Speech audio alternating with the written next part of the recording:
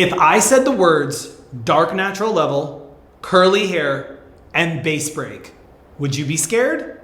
Don't worry, I'm not scared. I'm Eric Vaughn, Kenra Color Artistic Director, and I'm here to show you my favorite little secret behind the chair. I base break probably almost every single client who sits down in my chair because shifting natural bases bring out natural skin tone. Sometimes clients just need a little kiss of warmth, but no brass. We don't see brass, we don't want brass. Sometimes you just need to expose a little bit of warmth to really make that skin tone shine. And I'm breaking the stigma on base breaks that they always mean brassy on dark bases. So I'm gonna walk you through step by step with one of my favorite formulas for base breaking dark bases. So no more talking, let's get to it. So before you ever start doing your base break, there's a couple things that are really important. Number one, I like to work on clean, damp hair. So we already shampooed her hair, got her nice and detangled and brushed out with zero product, and her hair brushed out perfectly. So clean, damp. Clean is important because then the product is able to work as fast as possible. And then also when it's damp, you're able to move really quickly through the hair, which is really important because this is not going to process the full amount of time. Remember, with permanent color, the longer you let it sit, the more deposit that you're getting. We're looking for lift and a tiny bit of deposit. So you have to work really fast. As I start applying, I'm gonna be working through the mid shaft first, starting about an inch off the scalp down to her line of demarcation. This is the cold zone that we wanna make sure we get some shift. So I'll show you as we go why that's important. So I'm gonna go ahead and get started on our first section and you will see that I work very quickly. And I'm actually not going to be taking the smallest sections. Because the hair is damp, my product can move through very quickly. So I'm going about an inch off the scalp. And I'm using Kenra Color Permanent to shift. I'm using equal parts of 6AA and 8AA to make a 7. I like the double ash series because I think it creates a really beautiful, rich canvas that's also in control. I'm using this equal parts to 30 volume because I want to make sure in these cold zone areas I get a lot of lift. So again, breaking my section into half, and we can see we've got a pretty strong line of demarcation here. There is a tiny bit of natural depth that's pulling through here. We'll take care of that later. For now, I really want to focus and target on these cold zones.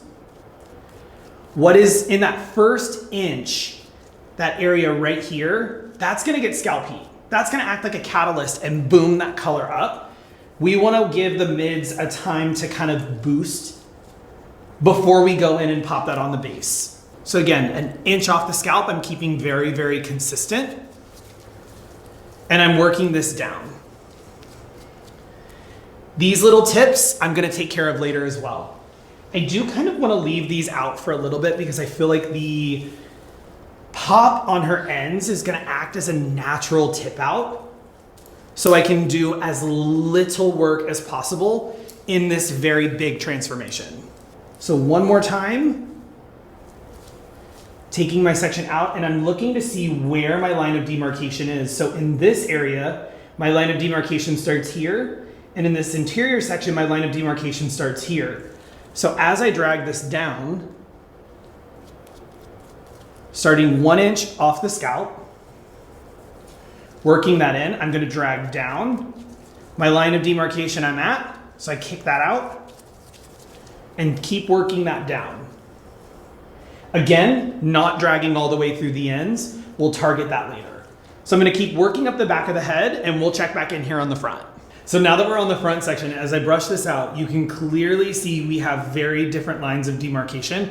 And that's important because this blonde that's next to her face is very bright. So because I'm using that 6AA and 8AA, if I drag over that super bright blonde right now, it's gonna deposit way too much. It could potentially go too cool because of how bright that is. So it's really important when you're working on canvases that aren't perfectly even, that you really take note of where your starting and stop points are on each section. So I'm gonna take this, same thing I've been doing through the back, about an inch away from the scalp, and then I'm going to drop that front section out. Pull just a tiny bit more out because that is very bright. And then I'll drag this down as far down as I need it to go to where I get to those very tips. Again, leaving these out because we want to create a tip out effect. And I'll go back here and just kind of marinate that. So I just go slightly past that line of demarcation for a soft transition. And that's how we'll tackle this whole front section, because she does have a fresher face rank highlight than the rest of her highlights. She does have consistent brightness closer to her face that's higher. So again, if I brush this out, this area is actually pretty even. It looks like they maybe didn't connect the foil all the way right here. So this section is pretty even, but then we get brighter again right above it. So nice, I can kind of take this whole section in one and work that down to my tips. Now this process is not a put your color on and just walk away scenario. This is, you're gonna stand here and you're gonna watch it. You're gonna set your timer so that way you know how long this has been setting for on average. I leave the mid shaft area on before I apply the root, maybe 10 minutes.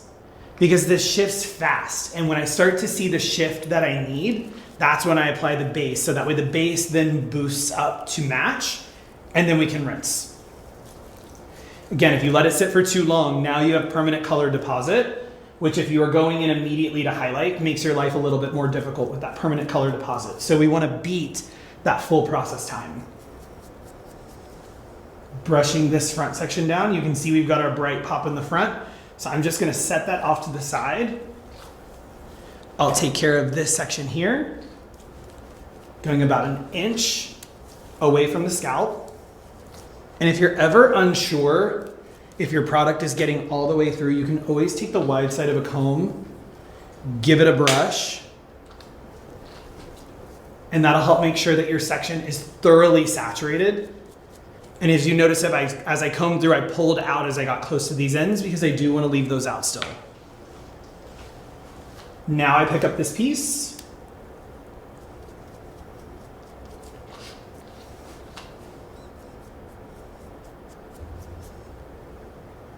Go down as far as I need to. That's a very bright piece there, so I want to leave that out.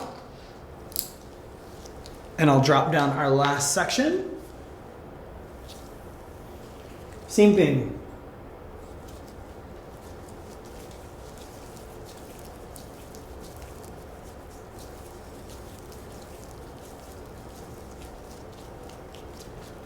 Hit this front section, and then we're gonna check our back.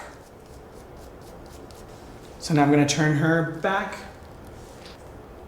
Beautiful, I can already see some really gorgeous shift here. So I spread that open. You can see there's just a nice soft shift. This means I'm getting where I wanna go relatively quickly. So we're gonna let this sit for a few more minutes, and then we'll be back to pop the root formula on. Okay, so we've been letting it process, and I actually cannot tell you how long it's been processing for because I've just been watching. That's the key thing here, is you want to start to see the shift that you want, and when you see that shift, that's when it's time to apply the base. So this was my last section that I applied, and we can see that really rich, beautiful chocolate starting to show up. That's what I'm looking for, especially in contrast to her natural base. So now I've mixed up my base formula, which is going to be the exact same formula. So equal parts 6AA to 8AA, but this time with 20 volume because I don't want to give her hot roots. I just want a soft, subtle shift at her base. I wanted a more exaggerated shift through her mid-tone, but less at the base, so that way also her grow out will be softer. I don't want to create something that's so high maintenance for her. It's like high maintenance meets low maintenance, right? So let's go ahead and get that base on. So I'm just going to be outlining all of my sections first, just to make sure that the outline all is lifting nice and even. So working in here on that new growth.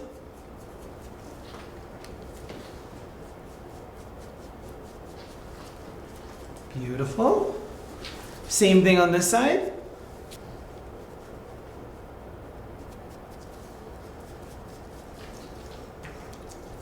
And this is not going to be the most groundbreaking color application you've ever seen because we are just applying this now to her root.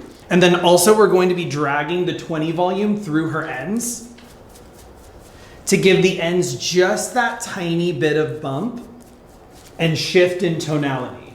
I don't want to completely eliminate those ends, but I just want to give it a tiny little bump. Make sure we get all of those little baby hairs down here. And now we'll just go right back through and start saturating that root, getting that nice and saturated. It's really, really important to make sure that your saturation is really spot on for something like this, because if it's not, you will see it afterwards. And you don't want to create a color correction for yourself. So now I'm just taking my product and just dragging it down. And this is a very fast, very quick process. Typically behind the chair, I can get somebody's base break on and off in about 30 minutes, rinsed, back at my chair, ready to be highlighted. So this doesn't add a ton of time in your service menu, but what it does do is it opens up a lot more options to get the canvas clean, shifted, and then all you have to do is less work afterwards. It's all about working smarter, not harder. I feel like oftentimes we just pick up our foils, pick up our lightener, and go to town. And then we put in so much work when we could have just done a base shift and then maybe a couple highlights and a couple lowlights. We're also using color, which is always going to be so much better for the integrity, especially for curly hair. We always want to be mindful with curly hair that we're really putting an emphasis on integrity. Not to say that lightener is bad, but anytime I can lean towards color, I always will for curly hair. And then when I work through the front, I like to take vertical sections, working back away from the face. This keeps it really, really clean in my color application, so I'm not just applying color all over her face. When we work down this way, we're dragging color down, which can get really messy. And I'm already a messy colorist as it is, so I need all the help to not be messy. Beautiful. And I'm just gonna finish this up on the other side, and I will see you guys back after we process and rinse. Can you guys believe that in just one step, we got her from her before to here? Crazy, right? Shifting bases is honestly one of the best kept secrets. Look at what her skin tone is doing in comparison to that really bright blonde. The depth and brightness that we got through her base mixed with the control on her ends, her skin tone is like screaming at you. She looks so fresh and vibrant now. It was important for me, for you guys to see this base break on damp hair, because I feel like sometimes we could see a base break damp and be scared of it, because it's sometimes hard to read color, especially when we're not used to completely shifting someone's natural. What I love the most about this is if I hold this strand up and I stretch all the way through, this color is even and consistent and has the most beautiful melt to her ends. So I wanted you guys to see this. We're gonna cut, style, and I'll be back to show you the final reveal. And here is our stunning end result, just showing you that in one step, you can get a powerful transformation, and that is the beauty of Kenra Color. You don't always have to overcomplicate. You don't have to throw too many steps in there. One single step got us this stunning result. So just to recap, we did off scalp through her mid shaft in that cold zone. We did 6AA and 8AA permanent color, equal parts to 30 volume. We let that process until we see the shift. You always want to look for the shift. This isn't a set your timer, walk away. Watch for the shift. As soon as you see the shift that you're looking for, apply your base formula. And we did the same base formula with 20 volume to ensure that we didn't have hot roots. After we rinsed, we literally did nothing else to her color. It was stunning, it was perfect. Again, I worked behind the chair for so many years and came up with fast, efficient ways to get dynamic transformations, and I'm so happy I get to share it with you. And make sure you subscribe here on YouTube and drop us a comment and let me know what you want to see next.